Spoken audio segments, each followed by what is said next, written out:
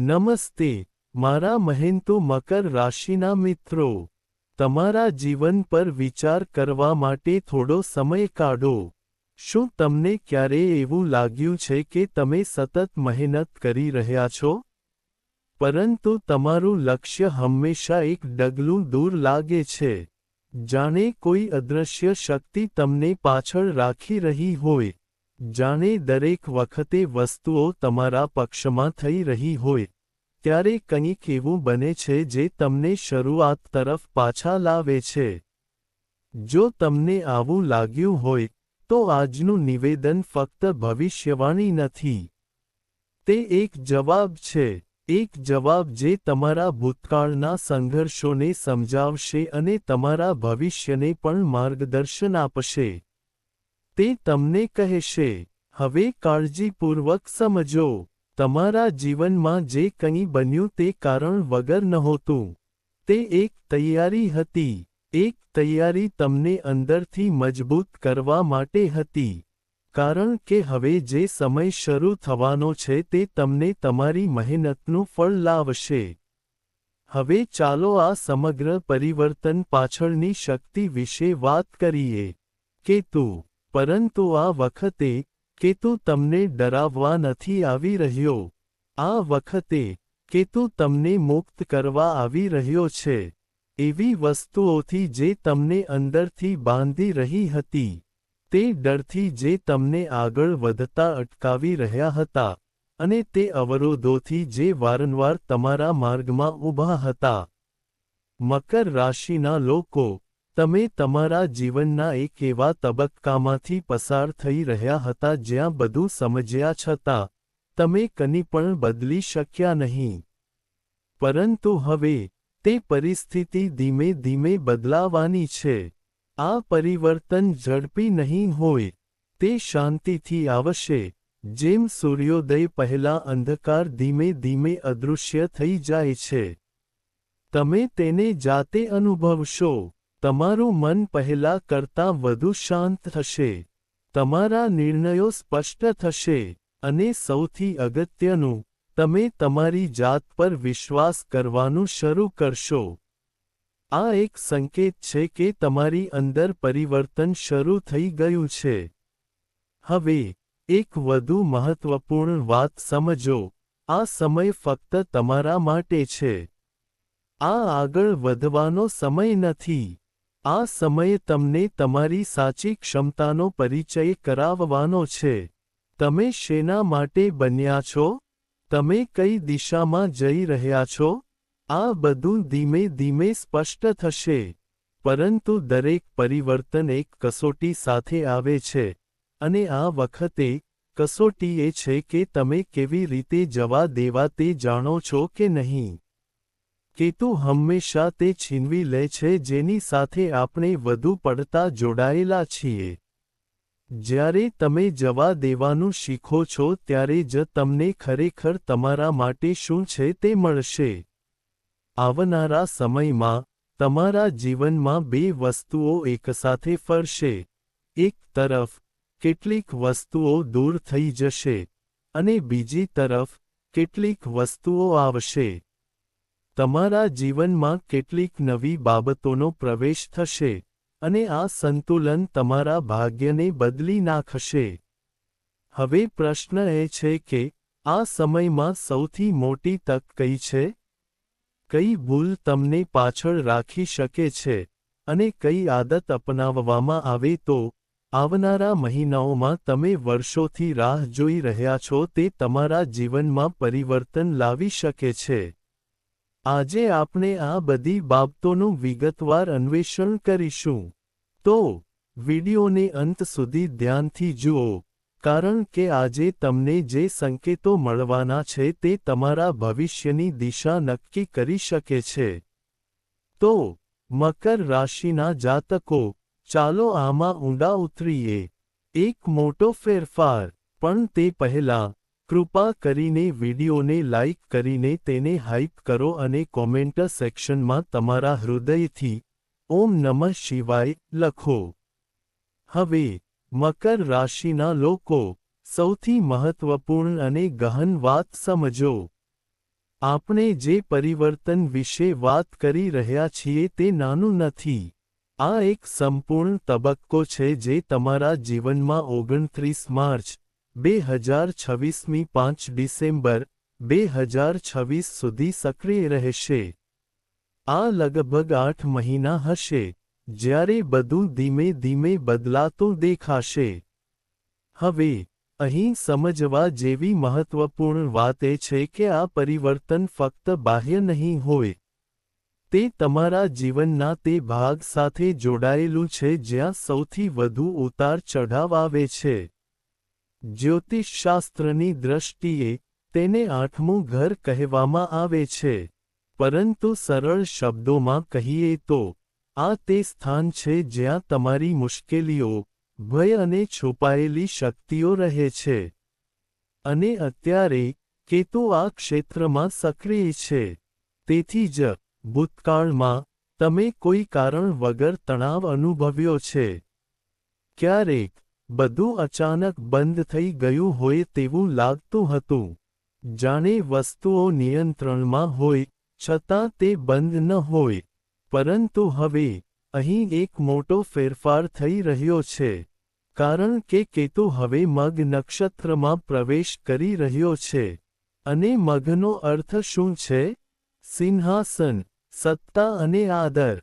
હવે, એક એવા ગ્રહની કલ્પના કરો જે તમને અંદરથી તોડી નાખે છે, તમને અલગ કરે છે. તે આપણને વસ્તુઓ કેવી રીતે કરવી તે શીખવે છે. જ્યારે એ જ ગ્રહ સિંહાસનની ઊર્જામાં પ્રવેશ કરે છે ત્યારે તેનો અર્થ શું થાય છે? અત્યાર સુધી, તે તૈયારી હતી. હવે પરિણામો શરૂ થશે. હવે બીજી ગહન વાત સમજો. કેતુનું ચક્ર લગભગ 18 વર્ષનું છે. આ 18 વર્ષ દરમિયાન, તે ધીમે ધીમે તમારા જીવનમાં પરિસ્થિતિઓ બનાવે છે. તે તમને વિકૃત કરે છે. તે તમને તોડે છે.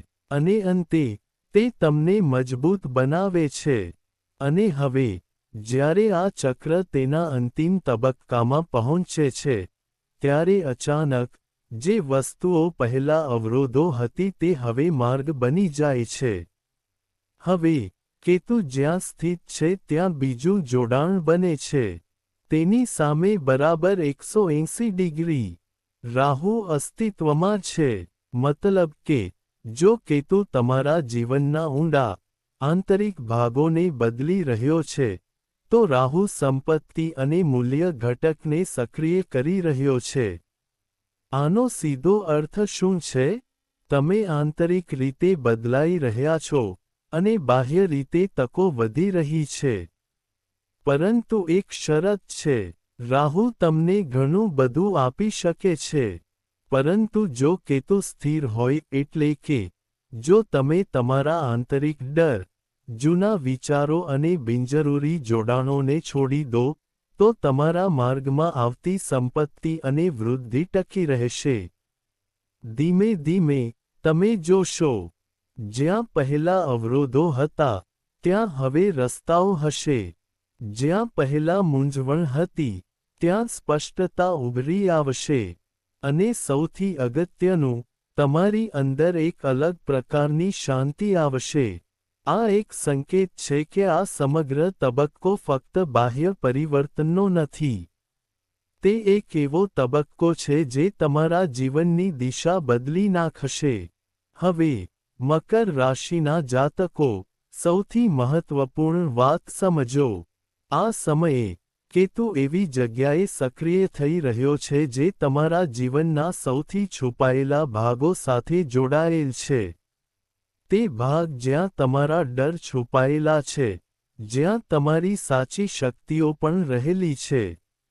અને આ જ કારણ છે કે તમે ભૂતકાળમાં વસ્તુઓને ખૂબ ઊંડાણપૂર્વક અનુભવી છે. ક્યારેક અચાનક, ભારે હૃદય અનુભવવું, ક્યારેક કોઈ કારણ વગર ચિંતા કરવી, આ બધું ફક્ત વ્યર્થ નહોતું. તે એક પ્રક્રિયા હતી. તમે અંદરથી રૂપાંતરિત થઈ રહ્યા હતા. પરંતુ હવે, આ ઊર્જા બદલાઈ રહી છે. જે કેતુ તમને અંદરથી ચલાવી રહ્યો હતો તે જ બહારની દુનિયામાં પરિણામો બતાવવાનું શરૂ કરશે. ધીમે ધીમે તમે જોશો કે જ્યાં પહેલા બધું અટકેલું લાગતું હતું, તે જ રસ્તાઓ ખુલવા લાગશે. જ્યાં તમે દરેક નિર્ણય પર શંકા કરતા હતા, તે જ નિર્ણયો હવે સ્પષ્ટ થઈ જશે. અને સૌથી અગત્યનું, તમારી અંદર એક અલગ પ્રકારનો આત્મવિશ્વાસ વિકસિત થશે. આ આત્મવિશ્વાસ ફક્ત એક રવેશ નહીં હોય, તે અંદરથી આવશે, જાણે કે તમે પોતે જાણો છો કે તમે સાચી દિશામાં જઈ રહ્યા છો. તમે જીવી રહ્યા છો. હવે પરિવર્તન વિશે વાત કરીએ.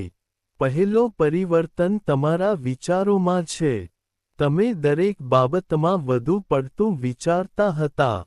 પરંતુ હવે તમે વસ્તુઓને સરળ રીતે જોઈ શકશો. જ્યાં પહેલા મૂંઝવણ હતી, ત્યાં હવે સ્પષ્ટતા આવશે. બીજો પરિવર્તન તમારા કામ અને કારકિર્દીમાં છે.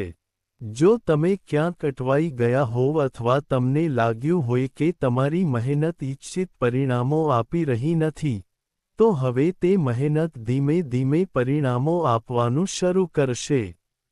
નવી તકો ઊભી થશે, અથવા જૂની પરિસ્થિતિઓ તમારા પક્ષમાં બદલાશે. ત્રીજો પરિવર્તન પૈસા અને સ્થિરતામાં છે. અત્યાર સુધી પૈસા આવતા હતા પણ ટકતા નહોતા, અથવા પ્રયત્નો વધુ હતા અને પરિણામ ઓછું આવતું હતું. પરંતુ હવે તમે તમારા પ્રયત્નોનું યોગ્ય સંતુલન જોશો. નાના કાર્યો પણ સારા પરિણામો આપવાનું શરૂ કરશે. ચોથો પરિવર્તન સંબંધો અને પરિવારમાં છે, જ્યાં પહેલા ગેરસમજ અથવા મનમાં અંતર હતું. હવે ધીમે ધીમે તે બાબતો સ્પષ્ટ થવા લાગશે. તમે વસ્તુઓને અલગ દ્રષ્ટિકોણથી જોઈ શકશો અને સૌથી છુપાયેલ પરિવર્તન તમારી આંતરિક શાંતિ છે. તમે કોઈ કારણ વગર શાંત અનુભવશો અને આ શાંતિ તમને યોગ્ય નિર્ણયો લેવામાં મદદ કરશે. પરંતુ અહીં એક વાત ખૂબ જ મહત્વપૂર્ણ છે. આ પરિવર્તન ત્યારે જ ટકશે જ્યારે તમે એક વાત શીખો છો: છોડી દેવાનું. કારણ કે કેતુ એવી બાબતો છોડી દો જે તમારા નિયંત્રણમાં નથી અને જે દિવસે તમે આ શીખી જશો, તમારો વિકાસ ઝડપી થશે. હવે મકર રાશિના જાતકો, સૌથી મહત્વપૂર્ણ ભાગ એ છે કે તમારા ભવિષ્યનો નિર્ણય ક્યાં થશે કારણ કે ફક્ત ગ્રહો જ પરિવર્તન લાવતા નથી. તમારા નિર્ણયો જ પરિવર્તન લાવે છે અને આ સમયે, તમારા દરેક નિર્ણયની સીધી અસર તમારા ભવિષ્ય પર પડશે. સૌથી મોટી તક કઈ છે? આ સમય તમને તમારી દિશા બદલવાની તક આપી રહ્યો છે. જો તમે લાંબા સમયથી એક જ બાબતમાં અટવાયેલા છો, તો હવે તમે એક નવી દિશા જોઈ શકો છો. પરંતુ અહીં તમારે ડરવું જોઈએ. તમારે એવું કરવાની જરૂર નથી. કારણ કે જે કંઈ બદલાઈ રહ્યું છે તે તમારા પક્ષમાં કામ કરી રહ્યું છે, તમારી વિરુદ્ધ નહીં. હવે સૌથી મોટી ભૂલ શું હોઈ શકે? જૂની વાતોને પકડી રાખો.